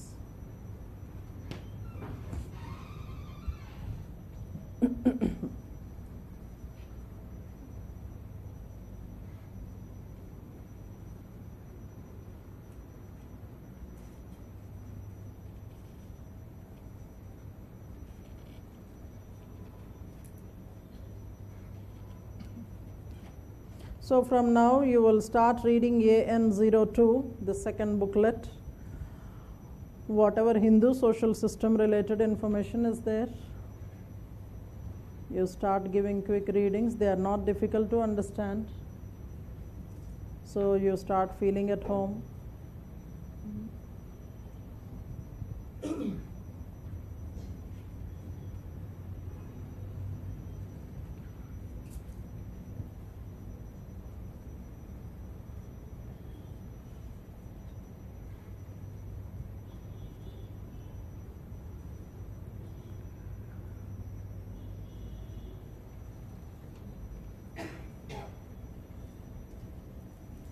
I asked you people to meet me if you are writing your main exam. Try meeting me today after the class.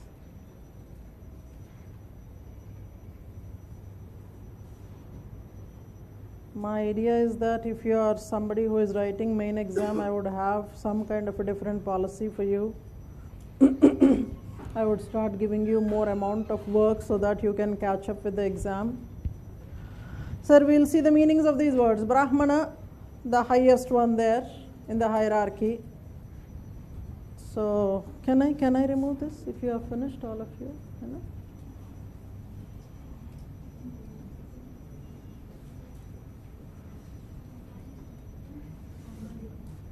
So, we see that this is the one who is at the top of the pyramid.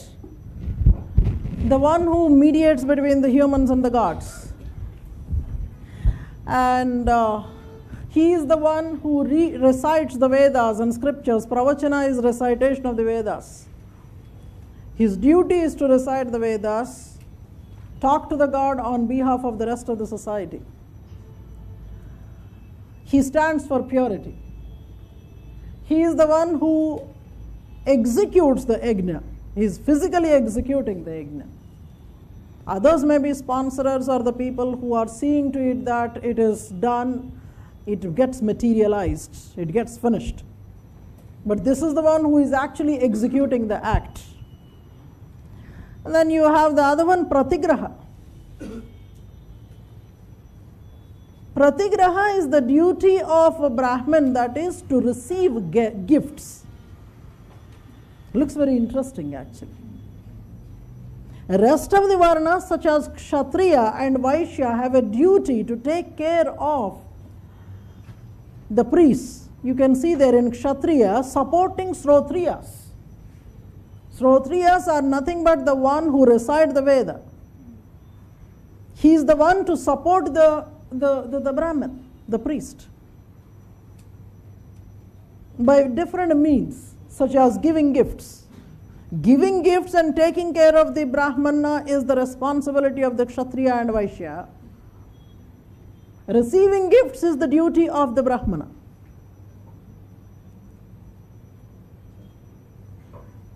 But it doesn't mean that you take gifts for your luxury.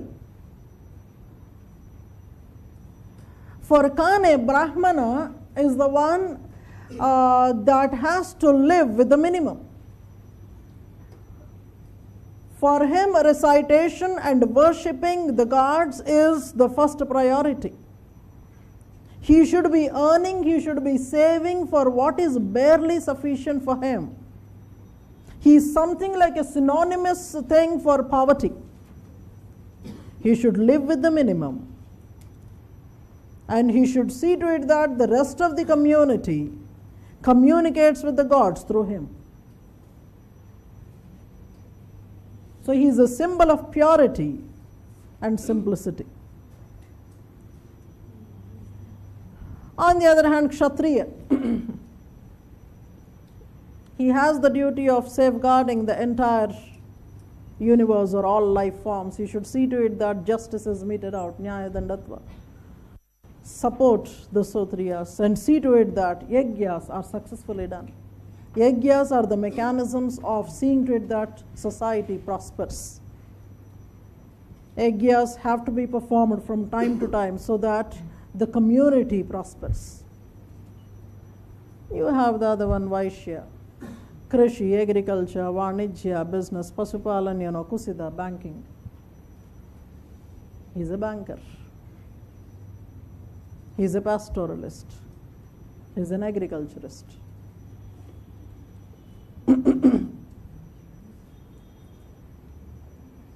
So most of the population in India is Vaishya.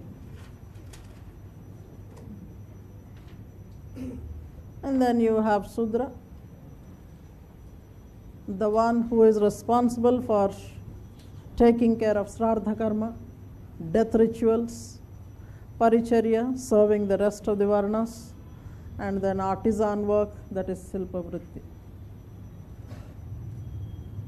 This was when occupation-based division was happening. Everybody, based on their capability, based on their will, based on their wish, they were picking up the occupation.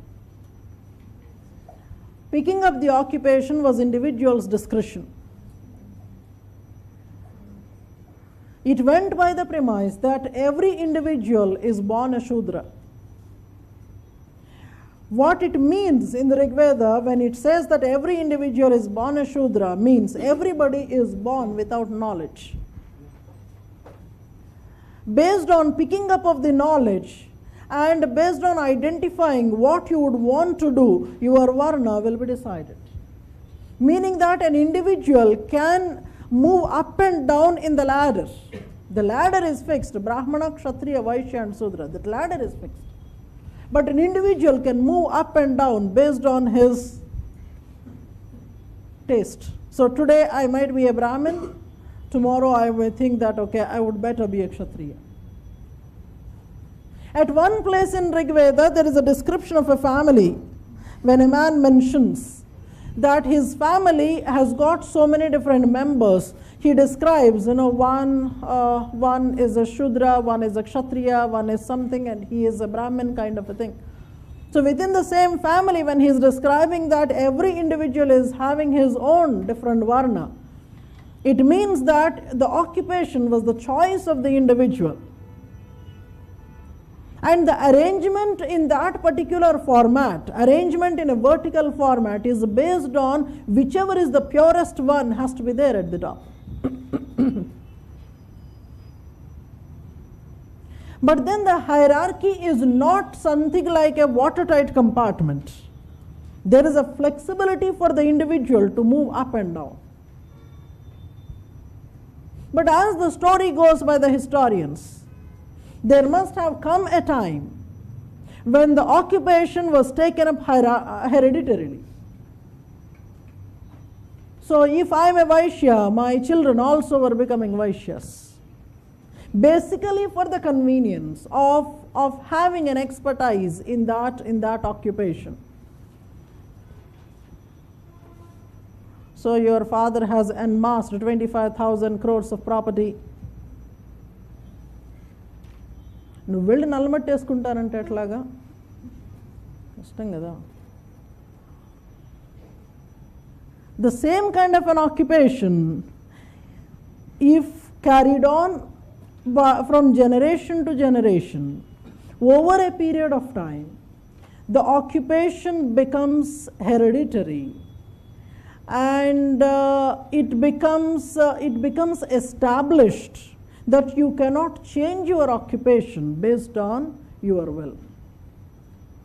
Once this happens, there is a transition there. In the initial days when Varna is described, Varna has an achievement orientation. You can achieve the Varna. Later when we said that the occupation is becoming hereditary, by birth you are actually picking up your occupation, then we start calling this occupational group as a caste. This is an ascriptive position. So there is a movement from achievement orientation to ascriptive orientation. Varna, which was an achievement based entity, when it becomes an ascriptive entity, it changes the form from varna to caste. But it is not so immediate. I mean, there's so much of transition there. But you should not ask the timeline. That kind of historical account is not there. There is only a relative account. Like, during Rigvedic period, this was there. During later Vedic period, this was there. So tentatively, this could be the time period. See, in the entire Rigveda, there is one called 10th Mandala, where there is a description of Purusha Sukta. That's where mythological and traditional explanation of origin of Varna system exists. That's where it is mentioned in the Purusha Sukta that 4 Varnas are actually born out of the 4 bodily organs of the Supreme Brahma. So because the 4 bodily organs, the way top to bottom, like from the face, from the shoulders, etc., the 4 Varnas are also arranged in the same hierarchy. So the one that are born from the feet become the Shudra, from the face they become the Brahmins. So this kind of a traditional theory exists for most of the things in our discipline. So whenever we are speaking of Varna origin or caste origin, etc., we first start with traditional theory. Because these are the theories that you neither can prove nor can oppose. And you actually do not want to oppose vehemently because God is involved there. And that is how the hierarchy gets its sanctity. When in the creation of a hierarchy you are using the name of the God, nobody would question. When God is creating humans unequally, so inequality is something that is created by Him, it has to be sustained like that. There shall not be complaints against inequality. It's only that you should put efforts to come into the upper layers. See to it the other people go down you. That's what is the maximum that you can do. Keeping that discussion aside, when we come to these different Varnas, we have at one point of time used 2 words called Anuloma and Pratiloma. This is one other characteristics that is instrumental in bringing caste in the place of Varna. So what happens is, one that started with color hierarchy goes into occupational groups, and the individual occupation becomes a group's occupation in a hierarchical way, and these occupations are arranged in a vertical format, which is a superior occupation, which is an inferior occupation. And within the same occupational group you are trying to arrange marriages, so you have endogamy, occupational group endogamy. So something that is ascriptive, something that goes with endogamy, something that goes with arrangement in a hierarchy of a purity-impurity basis, all this would become defining features of caste in the later times. Am I clear to you? And on top of it, M.N. Srinivas has his beautiful explanations to bring hierarchy. He goes into further details. When Varna becomes caste, I am giving a couple of examples and take you elsewhere. Caste is not the thing that I was supposed to discuss today. Within the same occupational group, there can be hierarchies. Within the same occupational groups, there can be hierarchies. How? Within the same occupational groups, there can be level of skill. Gender could be one, level of skill. more skillful painter and less skillful painter. బొమ్మలు వేస్తానంటే ఎక్కడ, గోడ మీద road మీద అన్నట్టు ఉంటుంది. Same occupation, but skill may be different. Now, I want to elaborate on that. Brahmin is superior, supreme rather. The most superior fellow, because he can touch the God. He alone can touch the God. Everybody cannot enter the sanctum sanctorum of the temple, Garbhagriha. He alone can enter. He alone can clean the God, give him a bath, dress him up. Others can only distant observers, audiences. And because he is touching God regularly, he is pure. Added to this, there are several other, the so-called, the things that are defined to be pure, that he keeps on holding with. Maybe something like a teetotalism, or abstaining from non-vegetarianism, abstaining from several other things. These are all cultural things which are added to exalt his purity. But then not all Brahmins are one and the same. There is a gradation in the Brahmin based on whom he serves. If you are serving the gods, you are the ultimate fellow. Then compare it to somebody who is serving the other humans.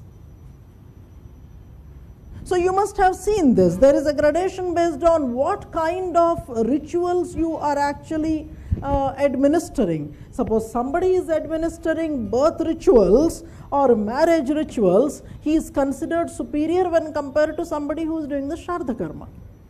And even within Shraddha Karma, whose Shraddha it is the upper caste or the lower caste?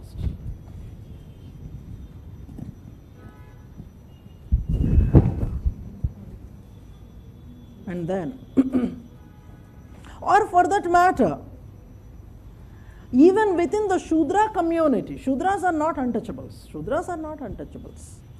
They are the lowest Varna. The whole lot of artisan activities are their area of activity. So say for example, I am talking about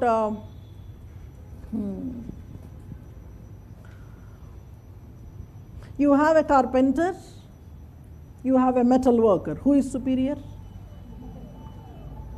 Metal worker is superior than a carpenter. A carpenter and a potter.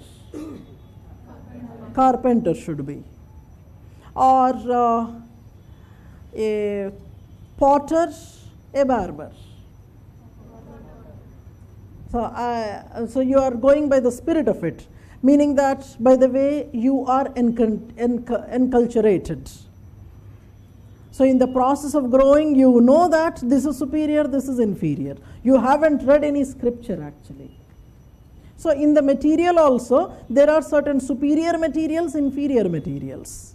So once we concluded that metal workers are superior to the rest of the fellows, within metal workers also there can be a gradation. There's a blacksmith, there's a goldsmith. Those days there was nothing like a platinum. Today we can have a platinum smith. So you have a blacksmith, goldsmith, platinum smith. By the kind of material that you use, your grade can be arranged this. So occupation itself can be subdivided into different kinds of hierarchies. But later we are going to see in the caste how things are going to change. Is it that an individual can change his caste? Like how one was doing with Varna. Varna you can change. But when it came to caste, you will be in a position, you will not be in a position to change the caste. You are born into it, so you will die into it. So it's like the blood that is there in you. You cannot change it. If at all the status has to be changed, the entire caste group has to migrate from bottom to top and vice versa. An individual's social hierarchy cannot change. An individual social status cannot change. But if it has to change, you'll have to take your entire caste and move up. That is the kind of social mobility we see in the caste system. It is unlike the Varna, where every time we mention that Brahman is the supreme Varna. In the case of caste, Brahman need not be the most supreme Varna, so most supreme caste. When it comes to purity, definitely he is. But purity is not everything. A caste, in order to become supreme, several other things have to come together. This is where M.N. Srinivas was coining a concept called dominant caste. There is a difference between a pure caste and a dominant caste. Not everything pure is dominant. Not everything pure is dominant. He gives one story there. In that essay called Varna and Caste, he was writing based on his experiences in the Mysore district. Within his own village, now this is a typical village setting. Some of you who come from there can relate yourself with the narration. Priest administers puja. So as children, you also must have gone through all this. When a puja goes on, you are waiting there for the prasad and nothing more than that. All your eyes are glued at the prasad. When the puja gets over and when I can jump on it and have it. So the moment puja is over, the pujari, the priest would you are not actually so disciplined. Indians are not, for that matter. So when I say that feel like Indian, this is one. You are never following the cues. You are actually trying to jump onto the priest. On top of it, you are trying to pull his dhoti from one side, bilaka from other side, and you are doing all kinds of things so that you trouble the priest and try to grab things. And because he is a Brahmin, he cannot shout and he cannot do all kinds of things. Using the so-called exclamatory language is also not possible for him.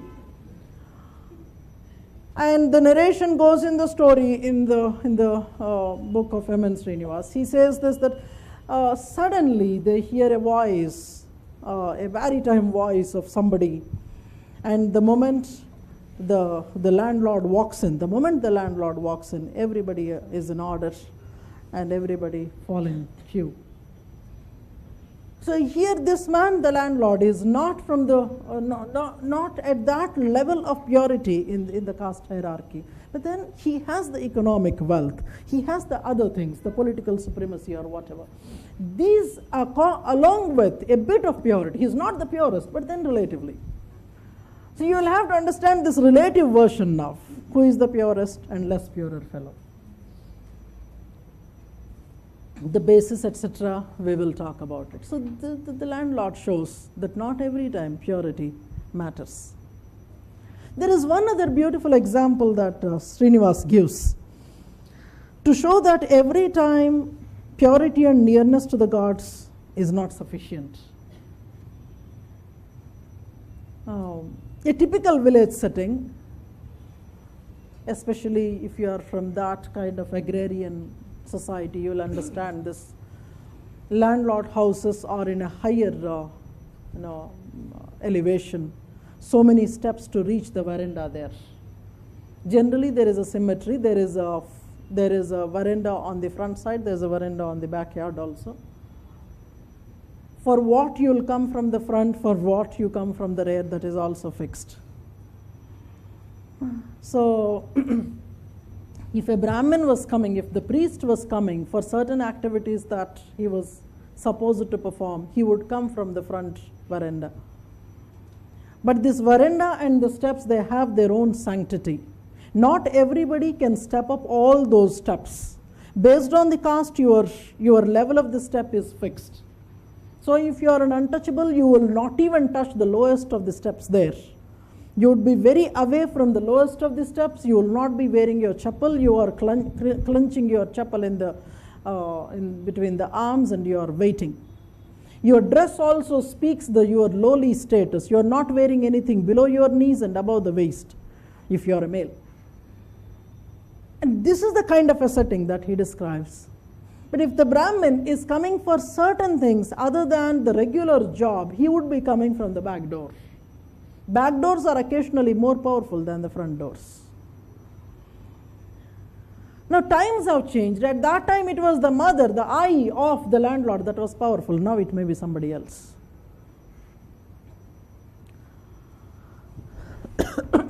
Now when he goes to, the situation is that he wanted to send his son to the urban area for education. He wanted help monetarily. He cannot directly go to the landlord and ask, and hence the eye has to help.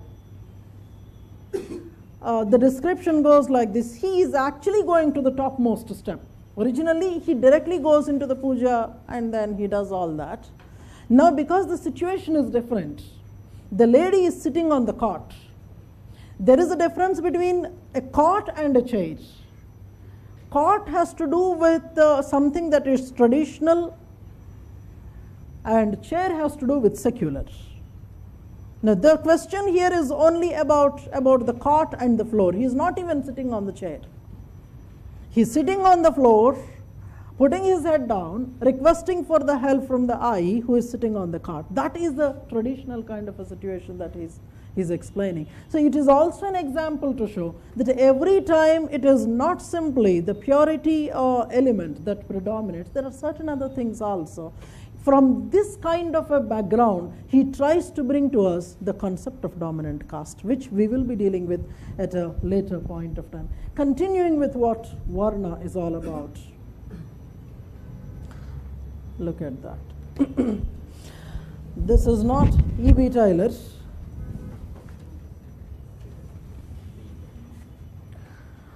He gives a typical, actually he gives in the form of a table. I tried to remove the table there. He divides the Varnas into two spiritual classes, the Devas and the Asuras. The first three groups are the Devas. That is Brahmana, Kshatriya, Vaishya. Those are the Devas. They also are the ones that belong to Dvija. Shudras are the non-Dvijas, twice born. Color-based classification also. Brahmins are white and Kshatriyas to do with red, Vaishyas to do with yellow, and Shudras black. Directions are also fixed for them. Brahman for the north, Kshatriya from the east. He comes from the Surya. You can actually see this being followed in the habitations in the villages. Traditionally, in the villages, this is how the communities live. Towards the west live the Shudras and untouchables. Towards the west, most of the drains are emptied. For each yuga also there is a defined Varna. Krita Yuga for the Brahmins, Krita Yuga or Sat Yuga as it is called. Treta Yuga for the Kshatriyas. Dvapara is when the Vaishyas were in predominance. Kali Yuga is the current one where the Shudras are to dominate. So it is all written. You don't try to curse the reservation. That's it is all benefit for the Shudras and the untouchables. No. It is because it is written. Kali Yuga, the longest of it. The ones that were supposed to rule were the Shudras. They are ruling. As long as you accept the reality, reality is from the scripture. As long as you accept it, you will not have a problem psychologically.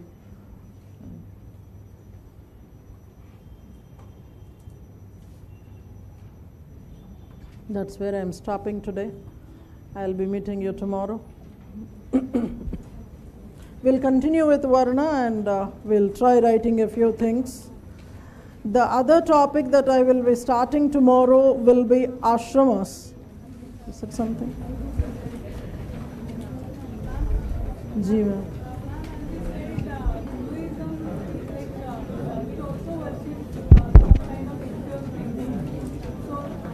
Sometimes, okay.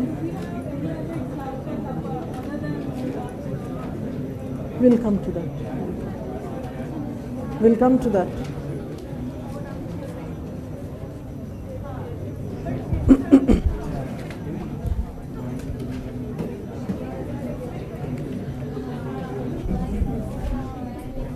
Pennima.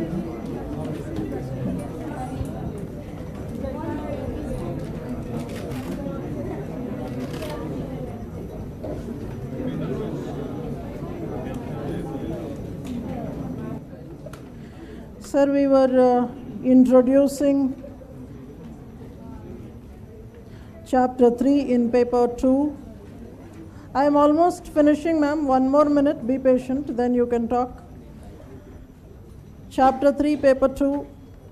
You will have a combination. One will be AN02, whatever topics that are mentioned there, along with the class notes for your sources. Many topics are there in the printed version. So the ones that are not there, you will be writing in the class. So we are in chapter 3. We have started with the concept of Varna. And you also had taken up this test paper. Back home you will be doing this, if at all you haven't done. That is archaeology. This is your first objective test in archaeology. There is one more. Have a good time.